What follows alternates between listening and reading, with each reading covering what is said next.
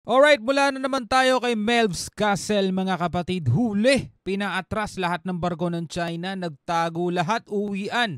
Natakot sa dalawang US aircraft carrier mga kapatid sa West Philippine Sea. Ito ang ating panonoorin naman ngayon at bibigyan natin to ng reaction video. Sabi rito, China naduwag talaga dahil sa presensya ng 2 aircraft carrier ng Italy at US sa Indo-Pacific mga kapatid. Yan ang ating bibigyan ng reaction. Pero bago yan, huwag mong kalimutan mag-subscribe dito kay Melvs Castle. Nakalagay po ang link sa ibaba. At kung bago ka pa lamang dito at trip mo yung mga ganitong klaseng reaction video, commentary, opinion, criticism at kung ano-ano pa mga tol, huwag mong kalimutan mag-subscribe. Click mo na rin ang notification bell para ma-notify ka whenever na may mga bago tayong reaction video tulad nito. Alright, so wag na natin patagalin pa. Panoorin na natin to mga tol. Huli at kitang-kitang nagsiuwian talaga tong mga incheck. Itinatanggi pa yan ng general nila. Tapos ngayong nasa West Philippine Sea ang Carrier Strike Group ng US Indo-Pacific, ang aamon yung mga pusa ha. Asan na yung angas ng Chinese Coast Guard noong nakaraan? Ilabas nyo nga yung tapang nyo ngayon. Pero mukhang di daw yan magyayabang hanggat nandyan ang Amerika. Ang tanong, kaya ba nilang banggain yung aircraft carrier o kaya yung mga warship ng Amerika mga tol o ng ibang bansa? Kasi nga ang nakikita natin dito mga tol sa Indo-Pacific o di ba dito sa ASEAN region, ayaw nilang may nangingialam na western countries o kahit yung EU, di ba? European Union mga tol, ayaw nilang nangingialam yan. Kasi nga dito mga tol sa ASEAN region, di ba? Ang pinakamalaking bansa mga tol na talagang makulit at magulo dito sa ating dito sa rehiyon na to, etong China, 'di ba? Pero kapag may mga malalaking bansa na nandirito at tumutulong sa Pilipinas mga tol, umaalma yang mga 'yan. Ayaw nila. Ang sinasabi nila, hindi kayo party rito, hindi kayo partido rito, hindi kayo parte. Huwag kayong mangialam dito. 'Di ba? Pero hindi nila magawa kung ano yung ginagawa nila sa Pilipinas o sa ibang mga bansa dito, mga tol, 'di ba? Kasi nga ang bulas mga tol, bulas lang yan sa mga maliliit. Hindi naman nila kayang bulihin yung mga malalaking kayang pumalag sa kanila eh. Diba? Tracking kasi ng dating US Air Force General Ray Powell, walang na-monitor ng China Coast Guard sa West Philippine Sea. Oo, mayroong mga Chinese pero Chinese Maritime Militia lang. Tapos bibilang pa sa daliri yung dami. Ipinakita rin sa satellite image na nandun lahat sa China. Literal na nagtakbuhan pa uwi. Ang sinasabi nila rito, kaya daw nila pinaatras yan at pinaurong nila dahil nga daw may bagyo. Well, may punto naman doon, no? May bagyo naman talaga at andyan dyan ang bagyo. Pero sa reality mga tol, sa realidad, alam din naman natin mga tol na talagang hindi kayang bulasin ng China yung mga kasing laki nilang bansa. Yung mga malalaking bansa na may potential na pumalag sa kanila, hindi nila magawang banggain, harangin, di ba? Hindi nila magawa yun mga tol. At isa lang daw ang ibig sabihin yan. Walang panama ang China military pag nandyan ang Big Brother ng Pilipinas. Tama. The Philippines, of course, is getting an unusual amount of China's attention, in part because the Philippines is resisting, in part because the Philippines is a U.S. ally, in part because the Philippines is sort of unfortunate in its geography in that it has so many of these features. Hindi pa rin nga humihingi ng tulong si AFP Chief Romeo Brony. Ang inaalala ngayon ni Ray Powell, pag umalis at nagpatrolya ang Carrier Strike Group ng US Navy sa ibang bahagi ng Asia, paniguradong babalik raw agad niyang mga China at posibleng mas mapikon pa at gumamit na ng bala. Dadating at dadating daw tayo dyan. Darating pero sa palagay ko hindi pa ngayon mga tol.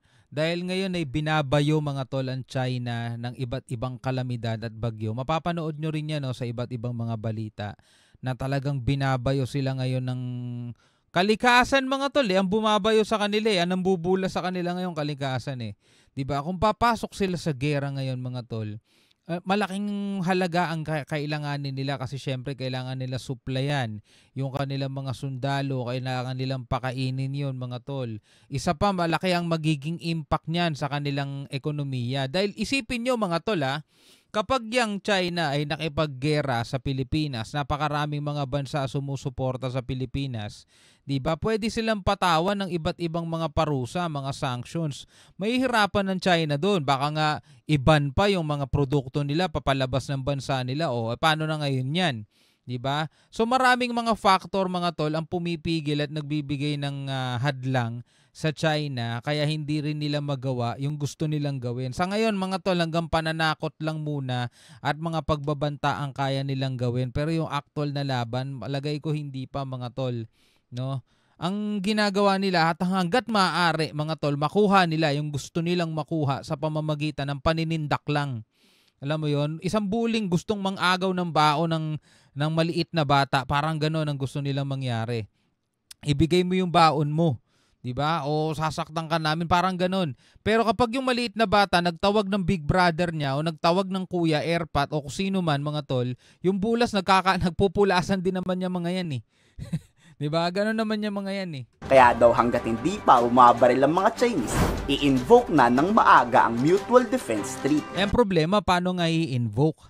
'Di ba? Yun nga ang pinoproblema din ni Secretary Gibo. Kaya nga gusto niyang palawigin pa yung nasasakop ng MDT. Kasi ang sinasabi daw sa MDT, may invoke lang daw yan mga tol kapag merong tinatawag na armed attack. Kung walang ganun, hindi pwede mag-invoke ang gobyerno natin dahil may maraming tututol at kahit ang Amerika, hindi rin siguro nila gugustuhin mga tol.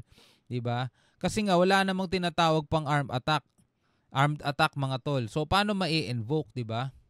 Dahil pag nagkaputukan dyan, madami pang madadamay bago dumating ang pwersa ng Amerikano. Is that he doesn't have to wait for an armed attack.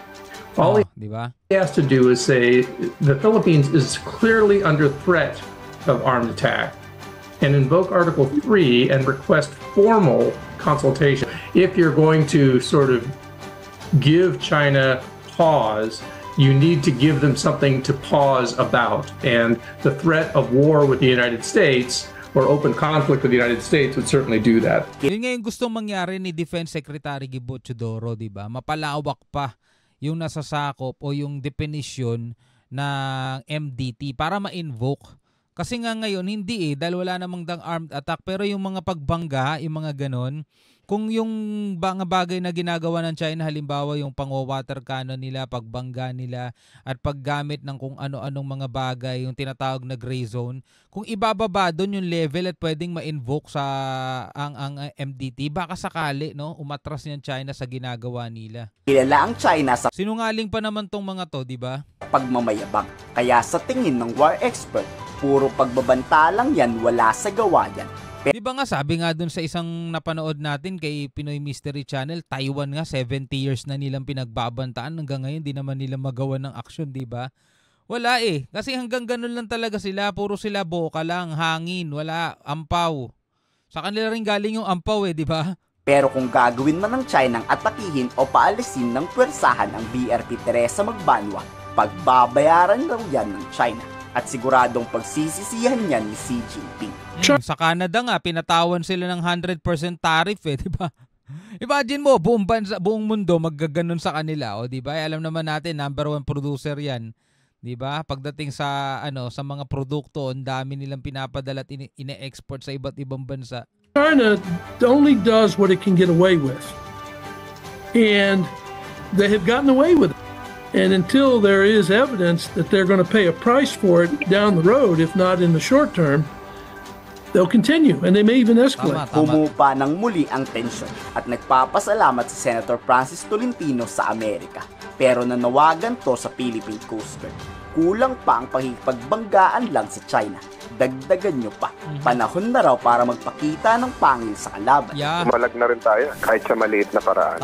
Hindi po dapat tayo magtimpi lagi. Hindi po tayo dapat tumanggap lagi ng pambubutan. Good job kay Senator Tolentino. Dapat ganun maiparating sa presidente yan, no?